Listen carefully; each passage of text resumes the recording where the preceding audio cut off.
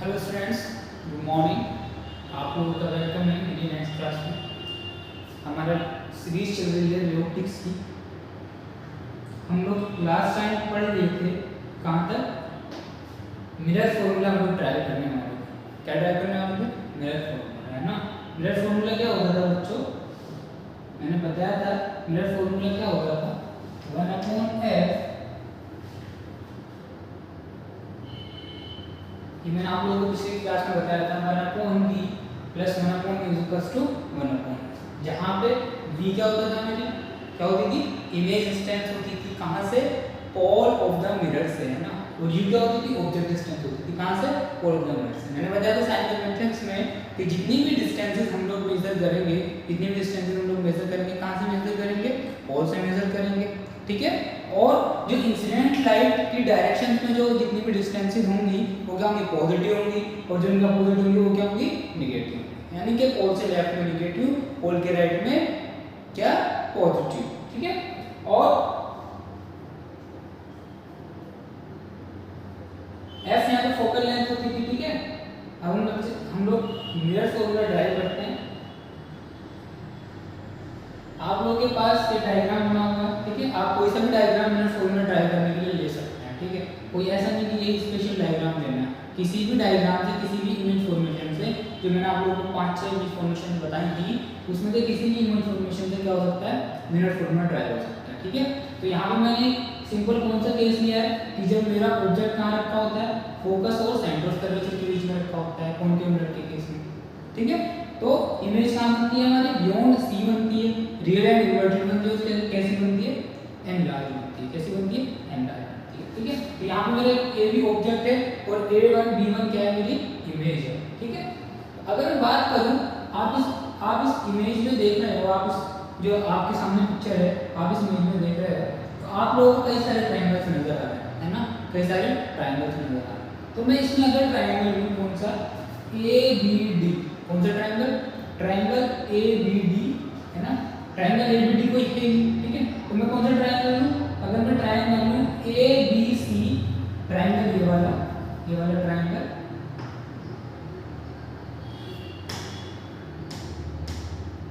ठीक है। ये वाला ट्रायंगल लूँ मैं, और कौन सा ट्रायंगल लूँ? और ये वाला ट्रायंगल, ठीक है।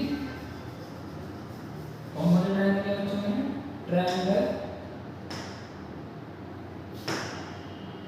ट्रायंगल ABC, है ना, एंड ट्रायंगल कौन सा? A1B1। तो आप लोग इसमें देख सकते हो कि एंगल ABC जो है और एंगल A1B1C जो है, दोनों क्या है? राइट एंगल ट्रायंगल्स हैं। दोनों क्या है? राइट एंगल ट्रायंगल्स हैं। क्यों? क्योंकि जब भी हम लोग ऑब्जेक्ट रखते हैं तो परपेंडिकुलर रखते हैं किसके? प्रिंसिपल एक्सिस के, अपराइट रखते हैं ना। तो इमेज भी कैसी बनती है? परपेंडिकुलर ही बनती है, ठीक है। तो एंगल क्या बच्चों? ABC इक्वल टू क्या है? एंगल A1B1C के इक्वल, क्योंकि दोनों क्या है? 90 डिग्री के एंगल। दोनों क्या है? 90 डिग्री के एंगल। और ये वाला एंगल जो है, ये वाला एंगल कैसा है? आप लोगों ने पढ़ा होगा, एंगल ACB और A1CB1। ACB एंड A1CB1, ये क्या है? वर्टिकल अपोजिट एंगल है कि नहीं? वर्टिकल अपोजिट एंगल इक्वल होते हैं, ठीक है। तो ट्रायंगल क्या? एंगल क्या? Angle ACB is equal to angle कितना? A1CB1। ये क्या है? वर्टिकली अपोजिट एंगल्स है। क्या है? वर्टिकली अपोजिट एंगल्स, ठीक है। तो क्या हो गया? अगर दो चीजें किसी ट्रायंगल में इक्वल हो जाएं तो ट्रायंगल्स क्या हो जाते हैं? सिमिलर हो जाते हैं। ट्रायंगल हो जाते हैं? सिमिलर हो जाते हैं। तो मतलब ट्रायंगल ABC जो है वो किसके सिमिलर है बच्चों? A1B1C के सिमिलर है कि नहीं? सिमिलर है। तो सिमिलर ट्रायंगल की प्रॉपर्टीज होती है, एक प्रॉपर्टी होती है क्या? कि उनकी जो क्या सब्सिक्वेंट साइड्स होती हैं, जो उनकी साइड्स होती हैं, उनका रेशियो क्या होता है? इक्वल होता है। इनकी साइड्स का रेशियो क्या होता है? इक्वल होता है। मतलब इसकी हाइपोटेनस का रेशियो, इसकी दोनों की हाइपोटेनस का रेशियो किसके इक्वल होगा? दोनों के बेस के रेशियो के इक्वल होगा, या दोनों के परपेंडिकुलर के रेशियो के इक्वल होगा, है ना। या दोनों के परपेंडिकुलर रेशियो दोनों के बेस के रेशियो के इक्वल होगा, ठीक है। ये क्या है, सिंगल का एक सिंगल ऐसा हम लोग साइन बनाते हैं। तो ए बी सी ट्रायंगल जो है A1 B1 C के क्या हो गया, सिमिलर हो गया। इसका क्या मतलब हो गया, AB अपॉन A1 B1 इसके इक्वल है बच्चों BC अपॉन B1 C, इसके BC अपॉन B1 C के इक्वल हो गया, क्योंकि दोनों ट्रायंगल्स क्या है, सिमिलर ट्रायंगल। इसको मैं फर्स्ट इक्वेशन कंसीडर कर लेता हूं, क्या कर लेता हूं, फर्स्ट इक्वेशन कंसीडर कर लेता हूं। अब मैं और ट्रायंगल्स ले लेता हूं, कौन कौन से, ठीक है। अब मैंने उसके बाद पहले ट्रायंगल्स से पहले मैं क्या करता हूं, draw a perpendicular,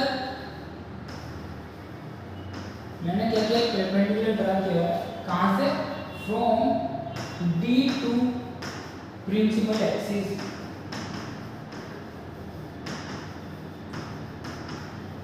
meeting at even.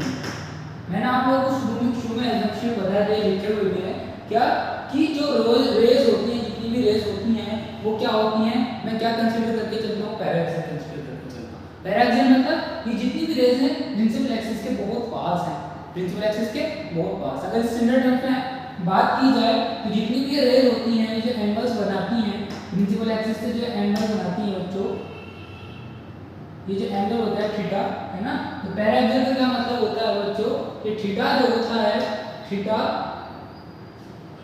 बहुत स्मॉल होता है, थीटा इज वेरी स्मॉल, ठीक है,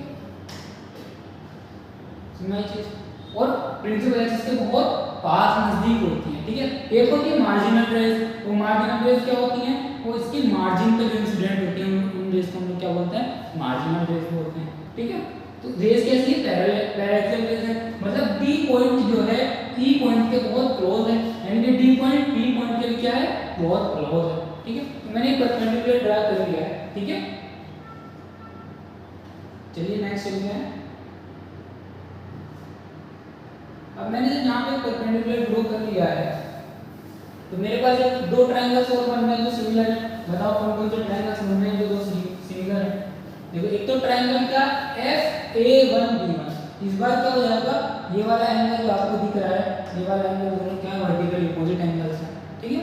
और A1B1 और DE क्या है, परपेंडिकुलर है, दोनों क्या परपेंडिकुलर है, यानी कि A1B1C और DEF एंगल क्या है, 90 डिग्री, ठीक है। तो अगर मैं देखूं in triangle DEF and triangle क्या A1B1F, ठीक है, A1B1F, ठीक है।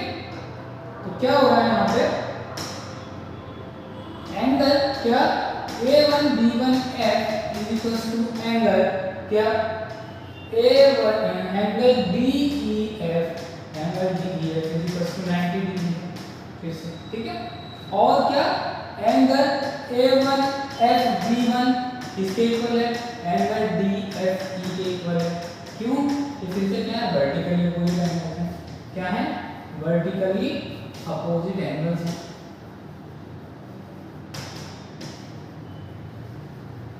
ठीक है बच्चों।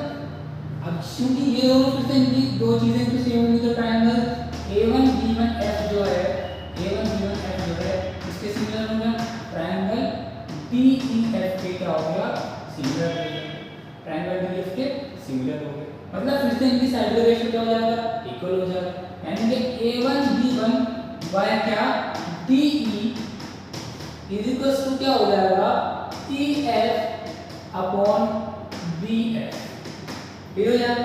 इन दोनों का बेसिस क्या है, EF है, और इसका बेस क्या है, BF है, B1F है, सॉरी कैलकुलेट हो यहाँ पे B1F है, ठीक है। इनके बेस का रेशियो किसके इक्वल हो जाएगा, इनके हाइट के रेशियो के इक्वल हो जाएगा। इसको मैं क्या लिख लेता हूँ बच्चों, सेकंड इक्वेशन लिख लेता हूँ, क्या लिख लेता हूँ इसको, सेकंड इक्वेशन लिख लेता हूँ, ठीक है। तो अब आप देखोगे सिंस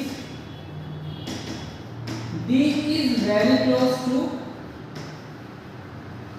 क्या P, P के क्या है, D बहुत क्लोज है, ठीक है। तो क्या होगा, PE बहुत क्या है, P is negligible, P क्या है, negligible, ठीक है, ये चीज ध्यान रखना, ठीक है। अब मैं दोनों इक्वेशन से उतार लेता हूँ फ्रॉम फर्स्ट एंड सेकंड। मेरी फर्स्ट इक्वेशन में क्या आता है बच्चों, फर्स्ट इक्वेशन में आया था मेरा a1, फर्स्ट इक्वेशन में मेरा फर्स्ट इक्वेशन क्या थी, a b upon a1 b1 is equals to क्या, ab upon a1 b1 is equals to bc upon b1 c, bc upon b1 c। ठीक है, ये थी मेरी पहली इक्वेशन। ठीक है, तो अब यहाँ पे क्या हो रहा है, मेरा EF क्या है बच्चों, मेरा EF किसके सिमिलर है, सॉरी DE किसके सिमिलर है बच्चों मेरा, आप देख सकते हो कि DE की जो हाइट है ये ऑब्जेक्ट से बिल्कुल पैरेलली एक लाइट इंसिडेंट हो रही थी, तो DE जो हाइट है किसके इक्वल है, AB के इक्वल है ना, DE किसके इक्वल है, AB के इक्वल है। ठीक है, तो ये इक्वेशन सेकंड इक्वेशन क्या बन जाएगी मेरी, सेकंड इक्वेशन देखो क्या बन जाएगी यहाँ से, a1 b1 upon ab is equal to EF upon b1 f बन जाएगी। ठीक है, अब मैं फर्स्ट सेकंड से ये भी a1 b1 बाय ab है, और यहाँ से a1 b1 बाय ab क्या आ जाएगा, a1 b1 by ab is equal to b1 c by bc। ठीक, तो ये चीज है ना, ये चीज आपस में इक्वल है, तो ये चीज भी क्या होंगी आपस में इक्वल हो जाएंगी दोनों। ठीक है, तो मैं यहाँ से उठा के लिखूंगा क्या, EF अपॉन क्या b1f is equals to b1c upon bc, b1c upon bc। समझ में आई चीज, तो अब मेरे पास ये नेट एक इक्वेशन आ गई। ठीक है, नेट क्या आ गई मेरी, एक इक्वेशन आ गई। अब मैं इसमें क्या रखूंगा, सिर्फ वैल्यूज उठा के रखूंगा। क्या क्या वैल्यूज रखूंगा, EF देखो मेरे पास EF है, EF PF के इक्वल के फोकल लेंथ मुझको पता होती है। ठीक है, उसके बाद मेरा क्या है B1F, B1F मेरे पास नहीं है, लेकिन क्या B1F को मैं लिख सकता हूँ PB1 minus PF, PB1 minus PF लिख सकता हूँ। अगर मैं इस PB1 में से, इस पूरी लेंथ में से, इस पूरी लेंथ में से मैं सिर्फ ये वाली लेंथ सब्ट्रैक्ट कर दूं, PF सब्ट्रैक्ट कर दूं, तो B1F आ जाएगी नहीं आ जाएगी, आ जाएगी B1F। ठीक है, EF आ जाएगी। अगर मैं इसमें से पूरी क्या कर दूं, पूरी ये लेंथ माइनस कर दूं, क्या EF माइनस कर दूं, तो क्या आ जाएगी मेरी B1F लेंथ आ जाएगी। ठीक है, तो EF इसको मैं क्या लिख सकता हूँ, तो EF बाय B1F को क्या लिख सकता हूँ मैं, PB1 माइनस PF, मतलब इस पूरी डिस्टेंस में से ये डिस्टेंस भी तो ये वाली डिस्टेंस में थी, और ये वाली डिस्टेंस क्या है, B1F है। ठीक है, तो PB1 माइनस B1F बचा। ठीक है, PB1 माइनस B1F बचा, PB1 माइनस PF बचा ना, PB1 माइनस PF। ठीक है, इज इक्वल टू, अब B1C मेरे पास है, U या V या F के टर्म्स में है कोई B1C देखिए नहीं है, तो B1C को क्या लिख सकता हूं मैं, PB1 माइनस PC, क्या लिख सकता हूं, PB1 माइनस PC लिख सकता हूं। अब बात आती है BC की, तो BC है क्या मेरे पास, नहीं है, तो BC को तो क्या लिख सकता हूं, PC माइनस PB लिख सकता हूं। क्या लिख सकता हूं, PC माइनस PB क्या आ जाएगा, BC आ जाएगा, PC माइनस PB क्या आ जाएगा, BC आ जाएगा। ठीक है, अब हम क्या रखते हैं, उठा के इनकी वैल्यूज रख देते हैं, सब्स्टिट्यूटिंग द वैल्यूज, है ना। EF की वैल्यू बताओ क्या है, EF E से F की तरफ जा रहा है, उसकी फोकल लेंथ मेजर कर रहा है, तो कौन क्या लेंथ की फोकल लेंथ क्या होती है, माइनस होती है, तो ये क्या आ जाएगा माइनस F अपॉन, ठीक है, माइनस F अपॉन, और PB1 क्या है बच्चों मेरा, PB1 क्या है मेरी V है, इमेज डिस्टेंस है, इमेज डिस्टेंस भी कैसी है, क्योंकि लेफ्ट में इमेज डिस्टेंस भी कैसी है, माइनस V है। ठीक है, माइनस, अब PF की बात आती है, जैसे PF क्या है बच्चों, माइनस F है, क्या है, माइनस F है।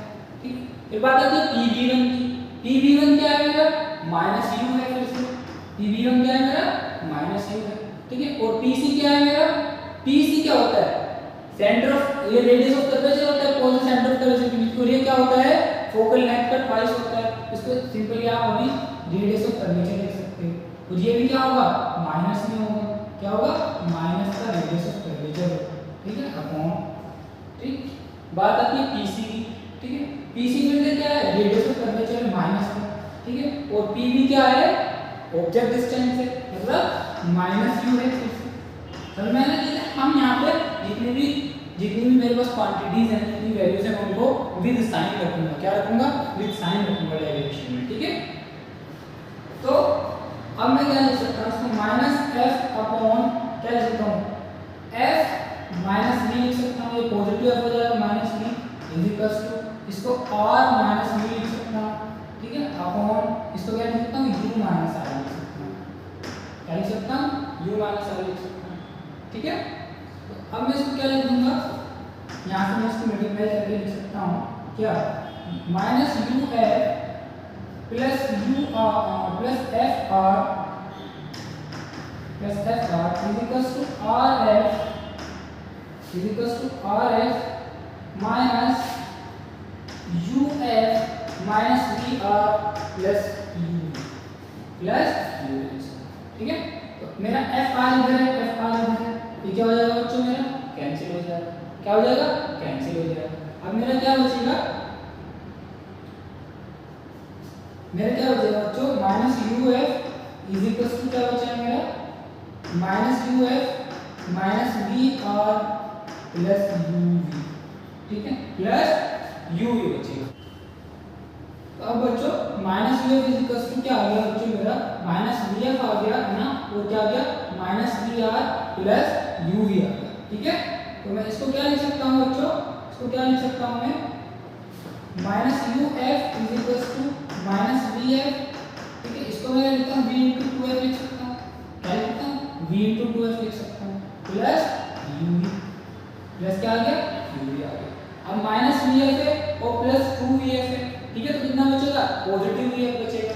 यहाँ आ जाओ, क्या बचेगा? पॉजिटिव वी एफ बचेगा, यानी कि minus V F is equals to, है ना, minus U F is equals to क्या बचेगा? Plus V F plus U, ठीक है। क्या बचेगा? Plus V F plus U, ठीक है। तो बच्चों U F plus V F कितना हो जाएगा? यू वी के इतना हो जाएगा, ठीक है। अब मैं इसको क्या करता हूँ? डिवाइडिंग बाय किससे? यू वी एफ से मैं इसको क्या करता हूँ? डिवाइड कर देता हूँ, ठीक है। इसको यू वी एफ से डिवाइड करूँगा तो क्या आ जाएगा? You V F upon you V F upon you V F, है ना। तो यू वी से यू चला जाएगा, यहाँ वी एफ से वी एफ चला जाएगा और यू एफ से यू एफ चला जाएगा, ठीक है। यू एफ से यू एफ चला जाएगा और वी एफ से वी एफ चला जाएगा, ठीक है। तो क्या बचेगा? 1 upon U plus 1 upon V is equal to 1 upon F. और ये क्या है? मेरा मिरर फॉर्मूला है। क्या है मेरा? 1 by U plus 1 by V is equal to 1 by F. क्या है मेरा बच्चों? मिरर फॉर्मूला, ठीक है। डन? आया समझ? तो ये हमारे मिरर फॉर्मूले की डेरिवेशन हो गई, ठीक है। ओके, तो जब भी एग्जाम में आएगा मिरर फॉर्मूला की डेरिवेशन के लिए, तो ये वाली इमेज जो होती है, ये वाला जो कंडीशन होती है इमेज फॉर्मेशन की, ये सबसे बेस्ट होती है ना शो करने के लिए। क्यों? क्योंकि यहाँ पे हमारे पास सेंटर ऑफ कर्वेचर से भी पास होने वाली लाइन मिल जाती है, फोकस से पास होने वाली लाइन मिल जाती है, ठीक है। सेंटर ऑफ कर्वेचर भी इंक्लूड हो जाता है, फोकस भी इंक्लूड हो जाता है। चलिए नेक्स्ट चलते हैं हमें। नेक्स्ट हमारा क्वेश्चन है, ठीक है। इस क्वेश्चन में क्या बोला है बच्चों कि जो एक ऑब्जेक्ट है वो कॉन्वेक्स मिरर से किधर 50 सेंटीमीटर की डिस्टेंस पर रखा हुआ है। किधर रखा हुआ है? ये मेरा कॉन्वेक्स मिरर है, इससे कोई ऑब्जेक्ट है जो कहाँ रखा हुआ है बच्चों? 50 सेंटीमीटर की डिस्टेंस पर रखा हुआ है, ठीक है। स्टेप बाय करेंगे। उसके बाद बोलेंगे कि ए प्लेन मिरर इज इंट्रोड्यूस्ड, ठीक है, covering the lower half of the convex mirror. मतलब एक कोन हमने क्या किया? एक प्लेन मिरर को रख दिया इस तरीके से कि जो एक कॉन्केव मिरर वाला जो पार्ट था लोअर वाला, इसको इसने पूरा कवर कर लिया, ठीक है। कहाँ रखा? If the distance between the object and the plane mirror is 30 centimetre. Object के और प्लेन मिरर के बीच की डिस्टेंस कितनी है? 30 सेंटीमीटर है। मतलब यहाँ से इस ऑब्जेक्ट से 30 सेंटीमीटर बच्चों में क्या रख दिया? एक क्या रख दिया? एक प्लेन मिरर। क्या रख दिया? प्लेन मिरर रख दिया, ठीक है। प्लेन मिरर को हम लोग ऐसे रिप्रेजेंट कर लेते हैं, ठीक है, ठीक। तो इसकी इससे डिस्टेंस कितनी होगी बच्चों? मिरर से कितनी डिस्टेंस है? इसकी 20 सेंटीमीटर होगी, क्योंकि ये इससे कितना था? 50 था, ठीक है। और ये इन दोनों के बीच की डिस्टेंस आपको बता रखी है कितनी है, 30 सेंटीमीटर है। तो ये वाली डिस्टेंस कितनी हो गई, 20 सेंटीमीटर हो गई। उसके बाद उसने बोला है कि it is found that there is no parallel between the images formed by the mirrors that it is curvature of the mirror is, ठीक है। तो अब इसमें क्या होगा बच्चों, एक तो इस ऑब्जेक्ट की इमेज कहाँ बनेगी, इस मिरर की वजह से, कॉन्वेक्स मिरर की वजह से कहाँ बनेगी, पीछे बनेगी कहीं पे, ठीक है। और एक इमेज कहाँ बनेगी, इस प्लेन मिरर की वजह से, इस प्लेन मिरर के पीछे बनेगी। तो उसने बताया कि वो दोनों इमेजेस क्या कर रही हैं, बिल्कुल कोइंसाइड कर रही हैं, है ना। कोइंसाइड कर रही हैं तो मतलब उनके बीच पैरेलल्स नहीं है, मतलब उनकी इमेज डिस्टेंस क्या है, उनकी जो डिस्टेंस है वो क्या है, सेम है, ठीक है। तो अगर मैं फोकल लेंथ अगर मैं कंसीडर करता हूँ, अगर मैं क्या कंसीडर करता हूँ बच्चों, let focal length of convex mirror be, कितनी कंसीडर कर लेता हूँ, स्मॉल एफ कंसीडर कर लेता हूँ, ठीक है। तो इस ऑब्जेक्ट के लिए, इस ऑब्जेक्ट के और कॉन्वेक्स मिरर के लिए मैं देखता हूँ for image formation from convex mirror, convex, ठीक है। मैं क्या देखूंगा, u की वैल्यू क्या आएगी बच्चों मेरी, -50 सेंटीमीटर, ठीक है, कारक की -50 सेंटीमीटर। और f की वैल्यू को बताइए, f इक्वल्स टू 10 सेंटीमीटर में कंसीडर करिए। कॉन्वेक्स मिरर का फोकल लेंथ कितना होता है, पॉजिटिव होता है, और ऑब्जेक्ट डिस्टेंस हमेशा नेगेटिव लेते हैं, ठीक है। तो इसने क्या बोला कि इमेज जो कोइंसाइड करेगी। सबसे पहले तो आप मुझको ये बताइए, ये जो प्लेन मिरर है, ठीक है, इससे ये ऑब्जेक्ट 30 सेंटीमीटर की डिस्टेंस पे है, ठीक है। तो ये इमेज कहाँ बनाएगा, अपने से 30 सेंटीमीटर की डिस्टेंस पे बनाएगा। क्या बनाएगा, 30 सेंटीमीटर, आई वन डैश बनाएगा, क्या बनाएगा, आई डैश बनाएगा, ठीक है। और फिर ये बोल रहा है कि प्लेन, ये कॉन्वेक्स मिरर है, ये भी कहाँ इमेज बना रहा है बच्चों, इसी पे 30 सेंटीमीटर पे, यहीं पे सेम इमेज बना रहा है ना, प्लेन मिरर से 30 सेंटीमीटर पे। यानी कि इसके लिए ऑब्जेक्ट डिस्टेंस कितनी होगी बच्चों, 30 - 20 होगी, कितनी होगी, 30 - 20 के 10 सेंटीमीटर, ठीक है। तो मेरी डी की वैल्यू कितनी होगी बच्चों, 10 सेंटीमीटर, कितनी पॉजिटिव, क्योंकि वो राइट साइड में इमेज बनाता है। तो हमको पता भी है कि कॉन्वेक्स मिरर हमेशा किधर बनाता है, right behind the mirror image बनाता है, वर्चुअल एंड डायरेक्ट बनाता है हमेशा, ठीक है। तो अब मैं मिरर फॉर्मूला में यूज कर देता हूँ, यूजिंग मिरर फॉर्मूला। क्या होता है मिरर फॉर्मूला, 1/(v + 1/(u) होता है। 1/f मुझको उसको कैलकुलेट करना है, क्या करना है, 1/f मुझको कैलकुलेट करना है, इज इक्वल्स टू 1/v कितना है, -10 प्लस 1/v कितना है, -50, ठीक है। इसका ऐसे मान लो बच्चों 50 आ गया, ठीक है, 5 - 1, ठीक है। तो 50/4 आएगा, क्या 50/4, 4/50 आया, मैंने क्या 1/f आया, 4/50। तो f कितना आ गया मेरा, 50/4 आ गया, 50/4। तो रेडियस ऑफ कर्वेचर क्या होता है,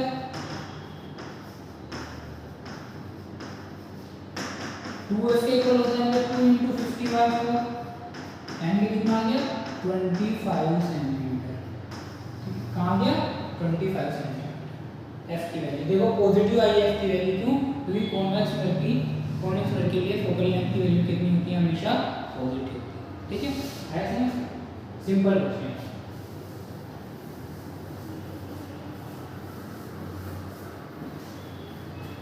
स्टेप वाइज करते चले जाना है, जो जो क्वेश्चन बोलते जाना है, बोलते जा रहा है, हम लोग को करते जाना है। नेक्स्ट क्वेश्चन क्या है, a convex mirror focal length 10 cm and a convex mirror focal length 15 cm placed 40 cm apart facing each other reflecting surface, ठीक है। ये क्या है मेरा कॉन्केव मिरर है, ठीक है, और ये क्या है कॉन्वेक्स मिरर, ये कॉन्केव मिरर है और ये कॉन्वेक्स मिरर है, दोनों रखे हुए हैं इसी डिस्टेंस पर रखे हुए हैं दोनों, ठीक है। और ऐसा रखे हुए हैं क्या कि उनकी रिफ्लेक्टिंग सरफेसेस जो हैं उन दोनों ने क्या कर रखा है, एक दूसरे को फेस कर रखा है, ठीक है। और उनकी एक्सिस भी क्या है बच्चों, कॉमन है, मतलब उन दोनों की प्रिंसिपल एक्सिस क्या है, कॉमन है, दोनों की प्रिंसिपल एक्सिस है, ठीक है। और दोनों कितनी डिस्टेंस पे रखे हुए हैं, 40 सेंटीमीटर की डिस्टेंस पे रखे हुए हैं, कितनी डिस्टेंस पे, 40 सेंटीमीटर उसमें क्या बोला find the position of the image ठीक है and object is placed between the mirror on the cone axis and 15 centimetre from the concave mirror ठीक है तो कॉन्केव मिरर से हमने एक कितनी डिस्टेंस रख दिया 15 सेंटीमीटर ठीक है एक ऑब्जेक्ट रख दिया ठीक और कॉन्केव मिरर की फोकल लेंथ 10 सेंटीमीटर की इसकी फोकल लेंथ कितनी थी यहाँ पे बच्चों 10 सेंटीमीटर की है कितनी 10 सेंटीमीटर ठीक है फाइंड द अब उसमें बताना है कि क्या position of the image produce by reflection and concave mirror first under convex mirror तो पहले क्या करेगा कॉन्केव मिरर इसकी एक इमेज बनाएगा कहीं पे फिर कॉन्वेक्स मिरर के लिए वो इमेज क्या करेगी एज एन ऑब्जेक्ट बिहेव करेगी ठीक है फिर कॉन्वेक्स मिरर उसकी एक इमेज बनाएगा तो अगर मैं कॉन्केव मिरर की बात करूं और कॉन्केव मिरर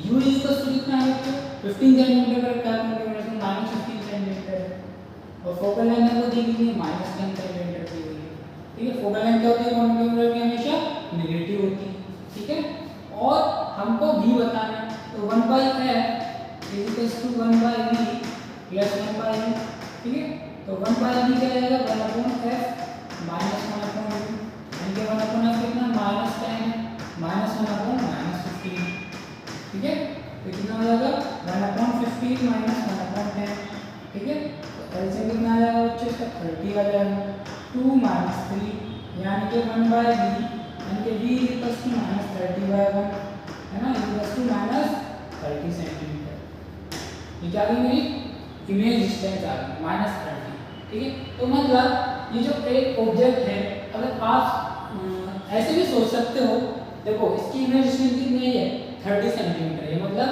मिरर से कितना 30 सेंटीमीटर ये 15 सेंटीमीटर पे है यहाँ पे कहीं है 30 सेंटीमीटर का और कैसे इमेज बनाकर वर्चुअल एंड डायरेक्ट बनाया ठीक है आप सोच सकते हो इसका 10 सेंटीमीटर फोकल लेंथ है 20 सेंटीमीटर में हमें क्या जाएगा इसका सेंटर ऑफ कर्वेचर हो जाएगा तो जब मैं फोकल लेंथ और सेंटर ऑफ कर्वेचर के बीच में ऑब्जेक्ट रखता हूँ तो इमेज क्या बनती है बियॉन्ड सी बनती है और एनलार्ज भी बनती है पता है तो हमको ये यहाँ से प्रूफ भी मिल जाता है ठीक है तो अब ये जो इमेज है आई डैश है ये क्या इमेज आई है अब ये कॉन्वेक्स मिरर के लिए कैसे बिहेव करेगी एज एन ऑब्जेक्ट बिहेव करेगी ठीक है तो कॉन्वेक्स मिरर से इसकी डिस्टेंस कितनी जाएगी बच्चों ये 40 था और ये कितना था इधर कितने सेंटीमीटर आया बच्चों 30 सेंटीमीटर आया ठीक है तो ये कितना बचा 10 सेंटीमीटर बचा ठीक है तो अगर मैं बात करूँ इसकी फॉर कॉन्वेक्स मिरर है ना कॉन्वेक्स मिरर के लिए व्यू कितना हो जाएगा बच्चों अब तुम इस केस को ऐसे भी समझ सकते हो क्या ये मेरा कॉन्वेक्स मिरर रखा हुआ है इसकी जो फोकल लेंथ है इससे 10 सेंटीमीटर पे एक ऑब्जेक्ट क्या रखा हुआ है एक ऑब्जेक्ट रखा हुआ है इसके प्रिंसिपल एक्सिस पे 10 सेंटीमीटर पे तो यहाँ पे कितना हो जाएगा -10 सेंटीमीटर हो जाएगा और उसकी फोकल लेंथ कितनी दी हुई है 15 सेंटीमीटर दी हुई है और कॉन्वेक्स मिरर भी पॉजिटिव होती है हमेशा क्या फोकल लेंथ ठीक है अब मिरर फॉर्मूला लगा दो 1/f = 1/v + 1/u and 1/v = 1/f minus 1/u 1/f कितना 1/15 है माइनस 1/u कितना -10 है इक्वल टू क्या है 1/v है ठीक है इक्वल टू कितना 1/15 माइनस माइनस क्या हो जाएगा बताओ प्लस हो जाएगा ठीक है तो ये कितना इसमें आ जाएगा 30 आ जाएगा फिर से 2 + 1 यानी कि v = 30/3 है ना इक्वल टू 10 सेंटीमीटर v की वैल्यू कितना है 10 सेंटीमीटर और कैसे है बच्चों पॉजिटिव आई कैसे है पॉजिटिव आई ठीक है अब पॉजिटिव आई का मतलब इसकी इमेज कहां बना है 10 सेंटीमीटर इधर बना है ठीक है तो चूंकि ये ऑब्जेक्ट क्या है ऑब्जेक्ट भी उल्टा है इसकी इमेज भी ऐसे नहीं उल्टी बनेगी ठीक है वर्चुअल इमेज में तो ये हम लोग कहां से बताओ कहां 10 centimetre from the convex mirror towards left ठीक है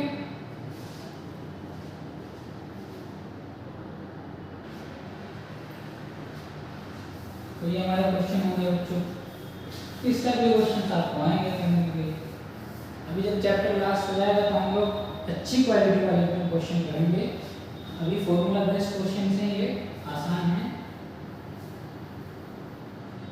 हम डायरेक्ट नहीं करा रहा हूँ मेरी बर्डन पड़ेगा ठीक है अब बात आती है बच्चों आज एक चीज़ और पढ़ लेते हैं हम लोग क्या मैग्नीफिकेशन पर क्या सिंपल।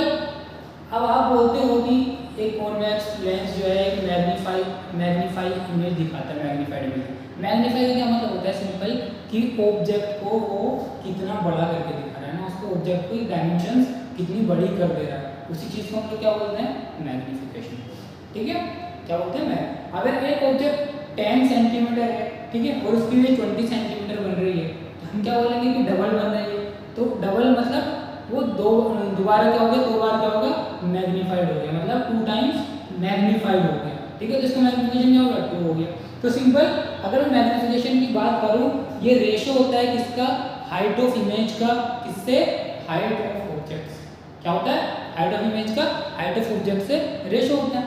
सिंपल, ठीक है। तो अगर ये मेरा कोई एक ऑब्जेक्ट बन रहा है, तो ये कोई मेरा ऑब्जेक्ट है ए बी, ठीक है, और उसकी इमेज क्या बन रही है? A1 B1 बन रही है। ठीक है, तो मैं यहाँ पे मैग्नीफिकेशन क्या हो जाएगा बच्चों? तो magnification A B upon height of image का A1 B1 अपॉन AB है ना, is equal to height of image upon height of object upon height of. ठीक है, इसका हम ऐसे लिखते हैं HI अपॉन HOE। ठीक है, अब इसकी यूनिट क्या होगी बच्चों? ठीक है, हाइट भी सेंटीमीटर्स में आएगी और ऑब्जेक्ट की हाइट भी आएगी सेंटीमीटर्स में, मीटर्स में। तो लेंथ से यूनिट से यूनिट कैंसिल हो गई, तो इसकी कोई यूनिट नहीं होती है बच्चों, मैग्नीफिकेशन की कोई यूनिट नहीं होती है। ठीक है, अब हम इसको ड्राइव करेंगे किसके टर्म्स में? V और U के टर्म्स में इसको ड्राइव करेंगे। ठीक है, तो उसके लिए मैंने पुराना डायग्राम, पुराने इमेज फॉर्मेशन का डायग्राम है, मैंने आपके सामने रखा हुआ है। ठीक है, तो आप लोग इससे भी ड्राइव कर सकते हैं, लेकिन इससे मुश्किल पड़ेगा, इसलिए आपको जब भी एग्जाम में ड्राइव करने के लिए आए तो एक आसान तरीका है क्या? एक सिंपल एक ऐसी एक लाइट है, यहाँ से पास कराओ, है ना। ठीक, अब इस पॉइंट ऑफ इंसिडेंस पे नॉर्मल क्या हो जाएगा? नॉर्मल क्या होता है? पॉइंट ऑफ इंसिडेंस से सेंटर ऑफ कर्वेचर में मिलाने वाली लाइन क्या हो जाती है बच्चों? नॉर्मल हो जाती है। तो प्रिंसिपल एक्सिस क्या हो गई? यहाँ पे नॉर्मल हो गई।